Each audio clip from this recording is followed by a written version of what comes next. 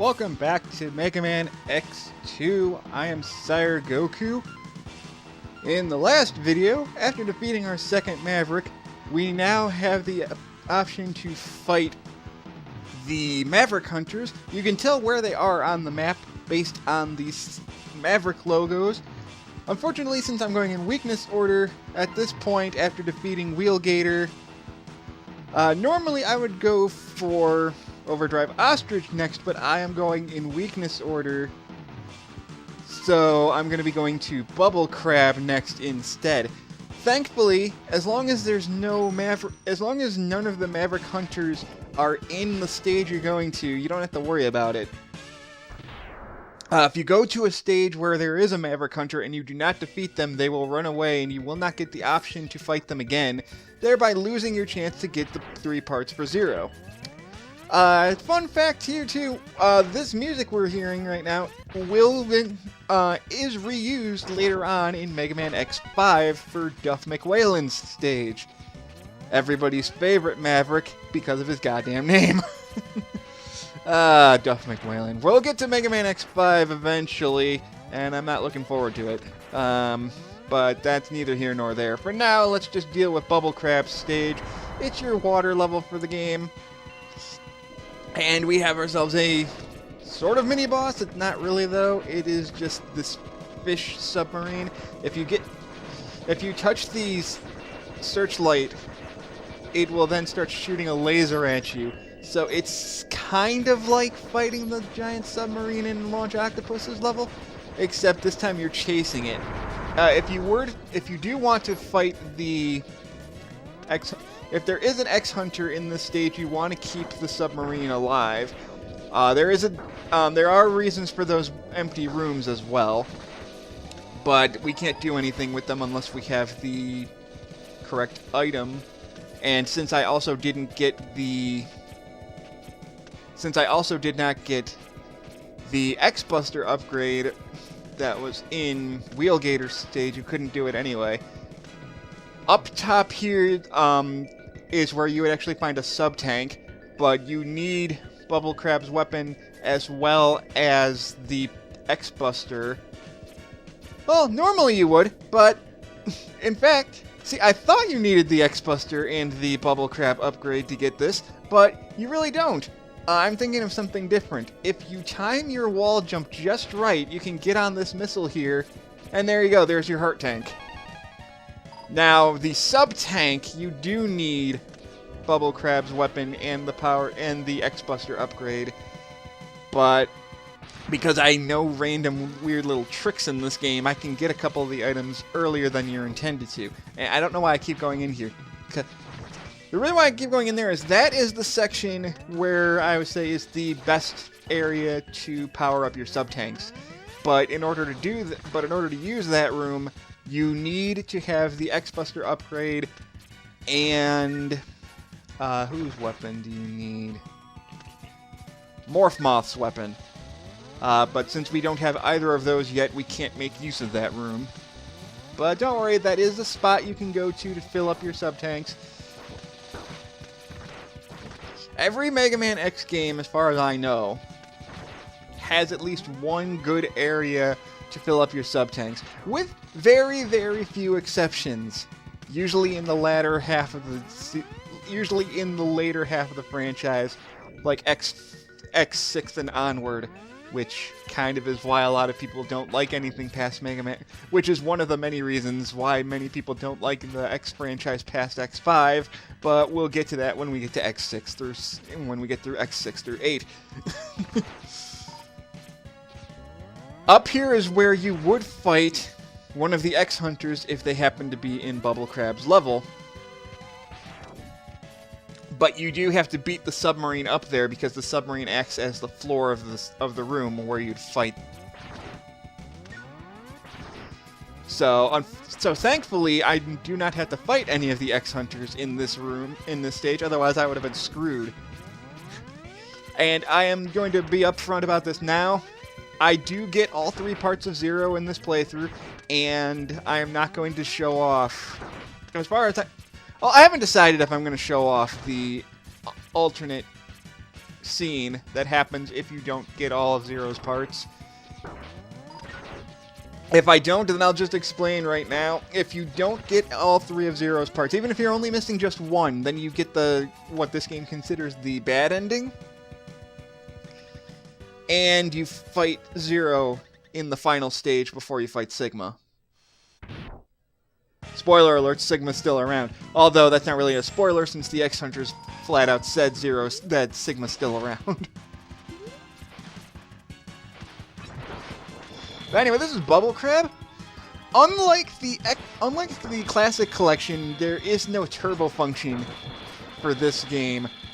The reason why I bring that up is back when Nintendo Power was still a thing, one of the tricks that they mentioned is that if you have a turbo controller, then Bubble Crab is technically the easiest boss in the game because all you got to do is just stand on the right side of the screen, turn your Y button up to full turbo, and Bubble Crab can't do shit.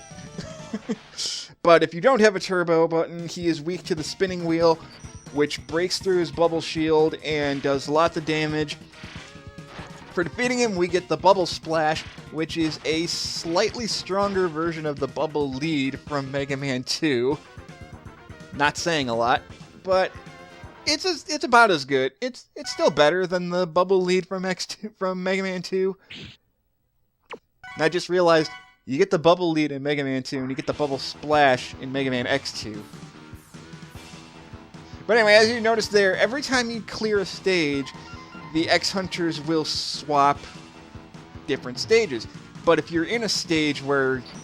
So now that we're going on to Flame Stag's stage where where Agile is, if I were to leave this stage without defeating Agile, he'd run away and I'd never get a chance to fight him again. But since I know where his door is, I'm going to be fighting him here.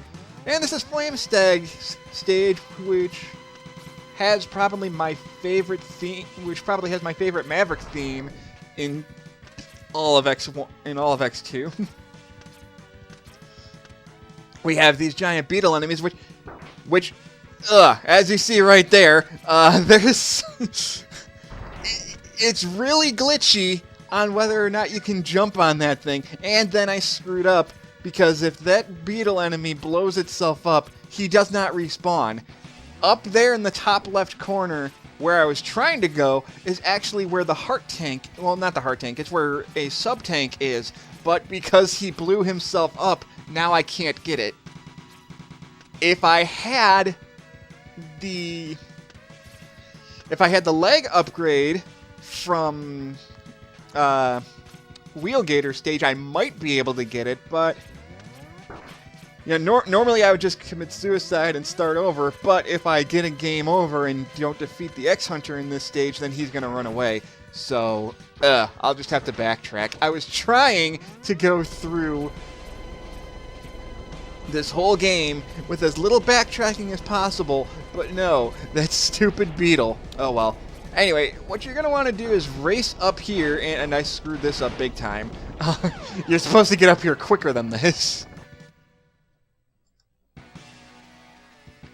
But if you beat the flame up there fast enough and break through that door, and break through that wall, here's a chance here's a good chance of me to try and get the... Damn it.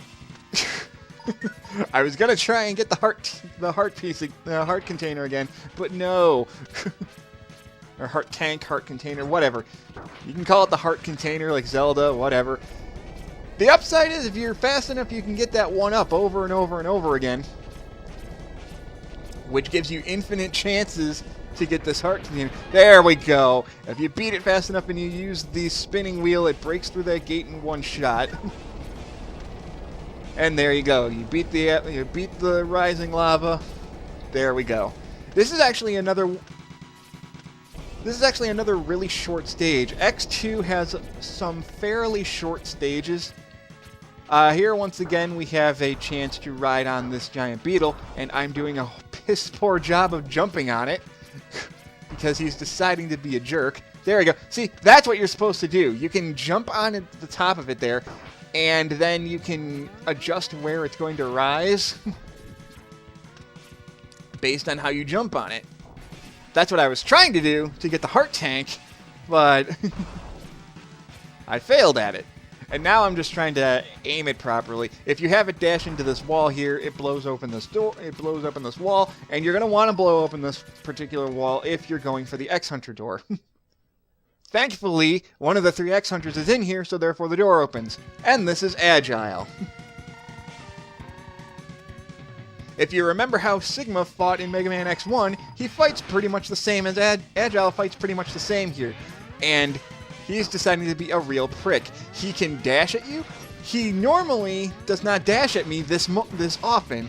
Usually I can get him in a loop where he constantly does this move, where he jumps and does this slash. I'm also, hopefully when I render this part for YouTube, it'll actually show his slashing, and I screwed up big time there.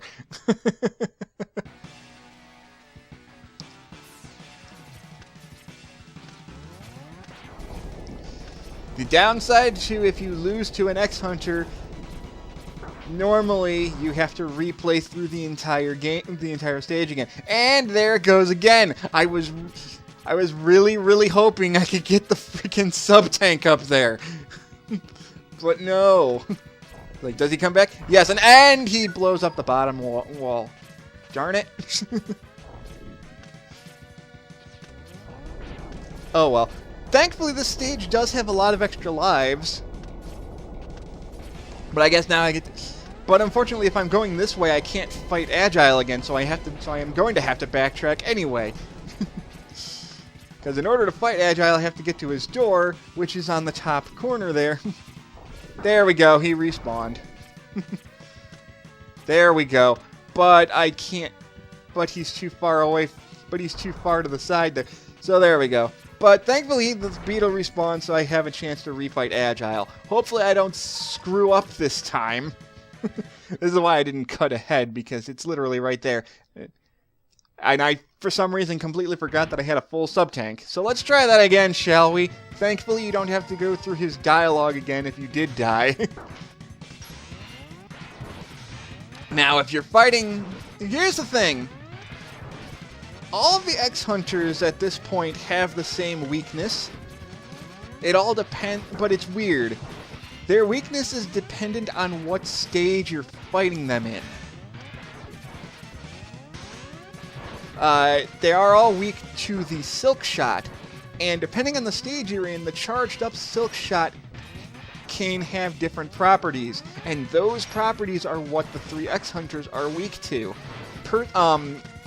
I don't know offhand what they're weak to. I know what they're weak to in the final stages because, well, you'll see in a second once I finish off Agile here. But Agile is pretty simple. He fights very similarly to how Sigma fought in X1, except instead of wall jumping, he dashes. But every time you defeat an X-Hunter in one of the Maverick stages, they run away, but you get the part of Zero that they were holding. This is why a lot of people tend to just skip them, because you're still going to have to fight them anyway. Thankfully, I defeated him, so now if I get a game over, it's not a big deal. But as I was saying, there are specific...